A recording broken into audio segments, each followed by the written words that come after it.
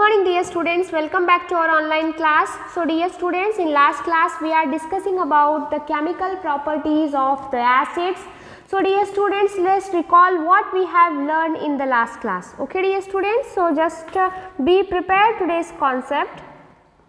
So dear students, this is the reaction of acids with metal carbonate. So dear students, when metal is containing carbonate group, that is the CO3 group, is called as a metal carbonate. And just take a one simple example how it reacts. Okay, so acid gives carbon dioxide gas and respective salts along with water when they react with metal carbonates. Okay, so acid is react with metal carbonates, it gives rise carbon dioxide gas, respective salt and water. Okay, so water in the liquid form. Okay dear students, let's take a one simple example. So this is the key formula to remember the concept of when the metal carbonate is reacting with acid, it gives rise salt, carbon dioxide and water. So this is one of the example here. Just discuss the today's concept, that is when sodium carbonate. Okay, so sodium is containing carbonate group, that is the sodium carbonate groups. When it reacts with acid, okay, when it reacts with acid, it gives rise sodium chloride, that is NaCl, and carbon dioxide gas and the water. Okay, so already we have discussed this thing. So let's take some more example to the same concept. So here we are going to change the acid. So here we are going to take as a sulfuric acid. So what is the formula of sulfuric acid? That is the H2SO4. Okay, so when the sulfuric acid, this is acid, is reacting with calcium carbonate, okay, calcium is containing carbonate group, so that's why it is a calcium carbonate group. When it reacts with acid, it gives rise as a CsSO4, that is the calcium sulfate, with the formation of carbon dioxide gas and some amount of water. Okay, so this is our formula. Not a formula we can say key formula to remember that when the metal is reacting with acid, it gives the salt, carbon dioxide gas and the water. Let's take a next example as a nitric acid. What is the formula of nitric acid? That is the HNO3. So this is the formula of nitric acid.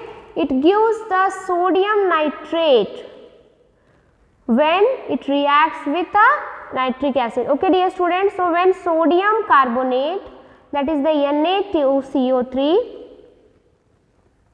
sodium carbonate, when it reacts with a nitric acid, that is the HNO3, it gives rise sodium nitrate, Na, it reacts with a nitric acid, so the sodium is making the bond formation with nitronium ion, that is the sodium nitrate, it gives the carbon dioxide gas and the water. Okay, so this is the third example where metal carbonate is reacting with the acid. So we have taken totally 3 acids. First is the sulfuric acid, next is the hydrochloric acid, and last one we have taken the nitric acid. So this is 3 examples we have done here.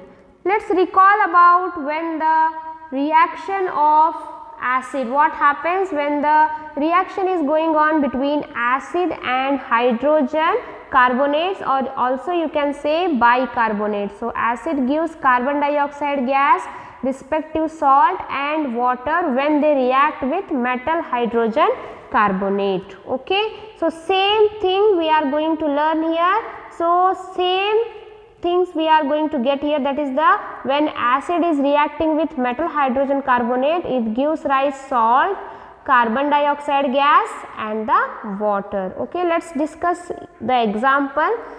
It is NaHCO3. Already we have discussed in the last class itself how the sodium bicarbonate, or you can say sodium hydrogen carbonate, is reacting with sulfuric acid, it gives rise sodium chloride, carbon dioxide gas and the water. Okay, so this is the reaction which is going on between acid and the metal hydrogen carbonate. So dear students, this is the next important question. Test for evaluation of carbon dioxide gas. Sometimes the direct question is not asked here, so they are going to give here situation. So by analyzing the situation only you have to be answer this thing. So let us understand the concept first, so it will be easy for us to answer here. So dear students, when the carbon dioxide gas is formed, then it turns lime with water milky when it passes through it. So this is the characteristics test for carbon dioxide gas. So dear students, you have to be pass this carbon dioxide gas which will going to turn lime water milky. Okay, so you have to be passed to the lime water and it will going to be show their milky white milky property. So this is the characteristics test for carbon dioxide gas. Okay, let us understand by taking the example. So the gas evolved because of reaction of the acid, metal carbonate or metal hydrogen carbonate turns lime water milky. As you know that when you are going to form the carbon dioxide gas, when the acid is reacting with metal carbonate or metal hydrogen carbonate. Okay, so what happens when you are going to pass this carbon dioxide gas into lime water? Okay, lime water. So what is the formula of lime water? We will going to check here, that is the calcium hydroxide. It is nothing but the lime water lime water. Okay, so this shows the gas of carbon dioxide gas, and this happens because of the formation of white precipitate of calcium carbonate. So let us take an example here. So this is the calcium hydroxide. So what is that calcium hydroxide? It is the lime water. So just dear students, keep in your mind this CaOH twice, it is aqueous form. So calcium hydroxide is nothing but the lime water itself. So when it passes through the carbon dioxide gas, then the formation of calcium carbonate you will get here, which shows the milky property, or you can say a white precipitate you are going to form here. Precipitate is nothing but the curd like a semi-solid substance. Okay. So dear students, this is the lime water. When you are going to pass this carbon dioxide gas to calcium hydroxide, that is the lime water, it turns lime water milky because of the formation of calcium carbonate, and few amount of the water you will get here. Okay, so here this first procedure is completed. Okay, this first step is completed here by showing the precipitate form to check the evaluation of carbon dioxide gas. But what happens when the same calcium carbonate which forms the milky substance, if you are adding excess of carbon dioxide gas, then again it will going to make the formation of calcium hydrogen carbonate itself. Okay, so this is the first step for checking the carbon dioxide gas. But if you are applying excess amount of carbon dioxide gas in the calcium carbonate, means same substance, then it will show again the calcium hydrogen carbonate substance. So what happens, the mixture will going to be disappear here. So same concept is there. When excess of carbon dioxide passes through lime water, it makes milky color of lime water disappear. Okay, so just if you are applying excess amount of carbon dioxide gas, it will going to be disappear, because this happens because of the formation of calcium hydrogen carbonate. As calcium hydrogen carbonate is soluble in water, so the milky color of the solution mixture is disappears. Okay dear students, so this is the concept of test for evaluation of carbon dioxide gas. The question may arise to show the test for evaluation of carbon dioxide gas, or the question may arise when you are supplying or when we are adding a few excess amount of carbon dioxide gas or passes through the lime water, what will be the reaction? So this can be your reaction. Okay, this should be your answer. When the excess amount of gas is passing to the calcium carbonate, then what happens? Again it turns into the calcium hydrogen carbonate itself, or you can say as a calcium bicarbonate. Okay, hydrogen carbonate is also called as a calcium bicarbonate. So this is the test for evaluation of carbon dioxide gas. Okay dear students, let us discuss today's some key points. So common in acid means acid gives the hydrogen gas when they react with metal. This shows that all acids contains hydrogen. So dear student, this is the main point you have to be keep in your mind, that acids gives hydrogen gas when they react with metal, and this shows that all acids contains hydrogen. So what are the examples of acids? Hydrochloric, sulfuric acid and the nitric acid. So many examples are there. So when an acid is dissolved in water, it dissociates hydrogen. In the first class itself we have discussed the same concept, and the dissociation of hydrogen ion in aqueous solution is common property in all the acids. Because of the dissociation of hydrogen ions in the aqueous solution, acid shows the acidic behavior. Okay, because of the dissociation of hydrogen ions, you can show the acidic property of acids. Okay, so this is the acidic behavior of acids. So here just to take some few examples about the hydrochloric acid. It gives the hydrogen ion and chloride ion when it dissolved into water. So you can see here how the ions is formed here. H is plus and the chlorine as a minus ion. It is separated here, dissociated here. Same is acetic acid, that is the one of the weak acid. So here what is the formula of acetic acid? That is the CH3COH gives rise the acetate ion. When the H is separated here, it is known as the CH3COO minus ion and hydrogen ion. It is dissociated here. So dear students, keep in your mind, CH3COO minus is nothing but the acetate ions. So on the basis of this thing, we are going to classify this acid as a strong acids and the weak acids.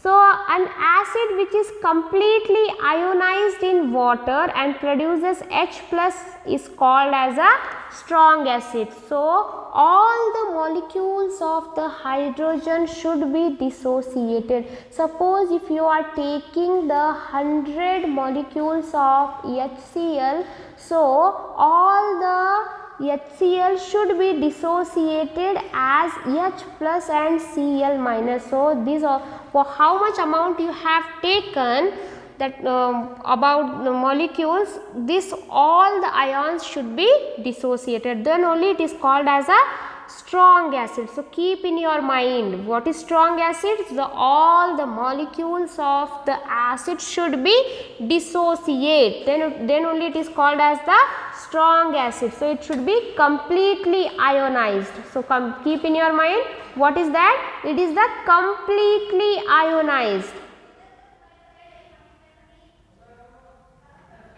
So here it should be completely ionized. So here what are the examples of strong acid? Hydrochloric acid, sulfuric acid and the nitric acid. So just dear students, keep in your mind, the strong acids are usually inorganic. Okay, the strong acids are usually inorganic acids. So what are the weak acids?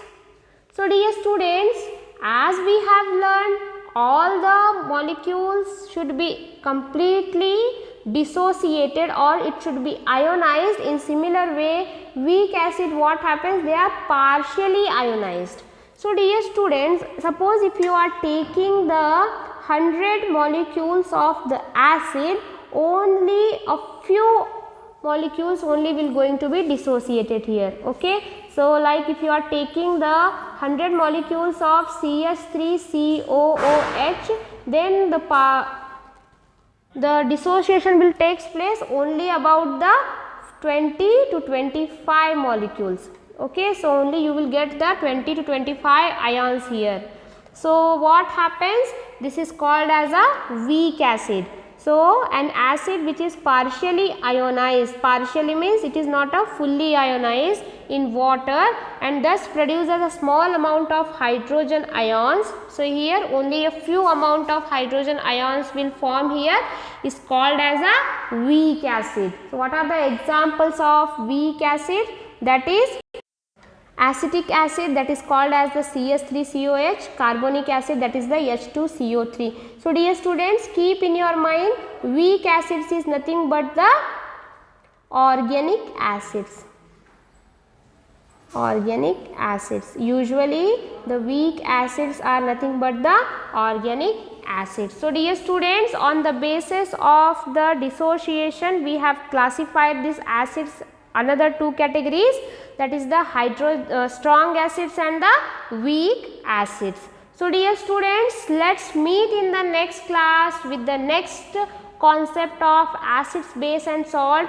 So just recall it, and whatever points you have confused, just approach me once again. I am ready to explain you. So dear students, keep studying, do well.